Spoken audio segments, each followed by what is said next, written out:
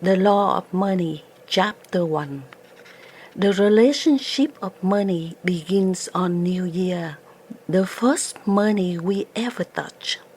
The first time most Vietnamese children touch money is not in the store. It's not earned. It is not negotiated. It is placed gently in their hands during Tết. The house smells of the brand new bills. Adults move more slowly, speaking softer than usual, as if the world itself is listening. And then an elder, grandmother, grandfather, or a grand-aunt with silver hair calls the children forward. The money is new, crisp, and clean. It has never been folded. It has never been spent. The children receive it with two hands. No one explains what this moment means. No one lectures about wealth or success. And yet something profound is planted in a child's heart. Money is not taken, it is received. That first experience quietly shapes a lifetime relationship. Why the money must be brand new? In Vietnamese homes, old money is never used for legacy, not because it lacks value, but because it carries memory. New money symbolizes a beginning untouched by hardship, argument, or death. It is free from yesterday's mistakes. Elders understood something modern society often forgets. Money carries emotional residue. Wrinkled money feels tired. Dirty money feels burdened. New money gives a fresh start and one feels hopeful. The lesson was not about the bill, it was about intention. When you begin a blessing, care, prosperity arrives gently. When you treat money as sacred at the beginning, it follows you respectfully throughout the year. Money, like relationships, remember how it was first welcomed. The red envelope and the language of protection. The red envelope was not only a decoration, it carries a symbol of prosperity.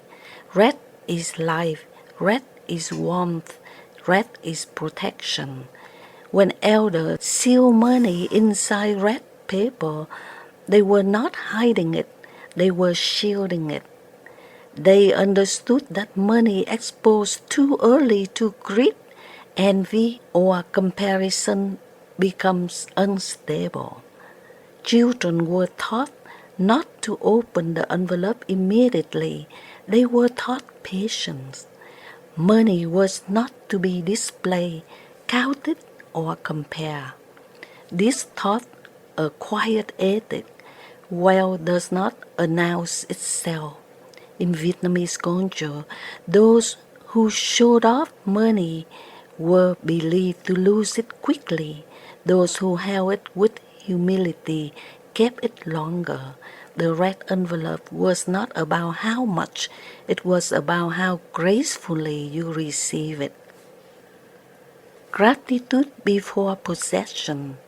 Before the joy could even touch the money, they had to express their wishes to the elders to show love and respect. I wish you great health. The words became before the money. Gratitude came first. This order mattered. The joy learns without knowing that money comes after relationship, after respect, after blessing. It does not replace them, it follows them. Many adults later chase money first and hope gratitude will come later.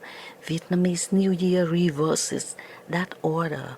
Gratitude opens the door, money walks in quietly behind it. What elders never say out loud. No elder ever say, money will come to you if you behave well. But they should say, this money is placed in your hands for the first time.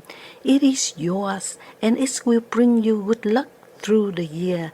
It is up to you how to use it. Use it wisely and it will come back to you. These were not moral tales told at bedtime. They were lived truths observed year after year. Wealth in Eastern thinking was not a reward, it is a response. It responded to how one treated people, time, promises, or oneself. During Tết, elders reminded each other we shouldn't argue, we shouldn't complain, we shouldn't speak harshly. Why? Because the beginning shapes the flow. Money flows the way energy flows, and energy listens.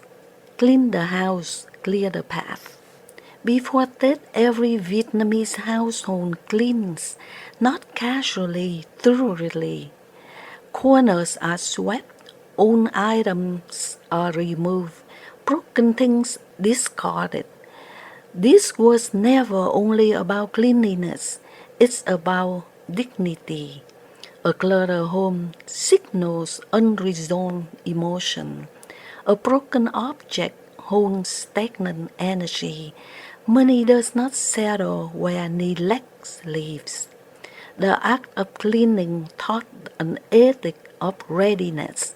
Prosperity arrives when you make space for it, not when you beg, not when you rush, but when you prepare. Money respects preparation. The quiet law behind prosperity. Prosperity, wealth, riches, different words, same truth. In Vietnamese culture, wealth was not loud. A prosperous home was a peaceful home. A rich life was orderly life. Money followed rhythm, like seasons, like breathing. Those who understood this did not chase wealth, they aligned with it.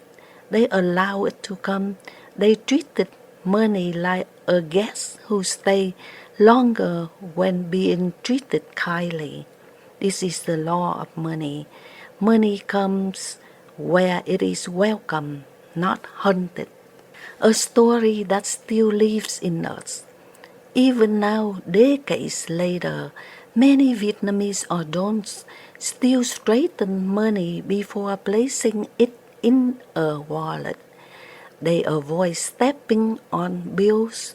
They feel uneasy throwing money casually on a table.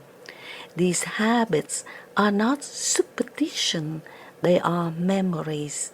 They come from a time when money was introduced not as power but as trust, not as status but as responsibility.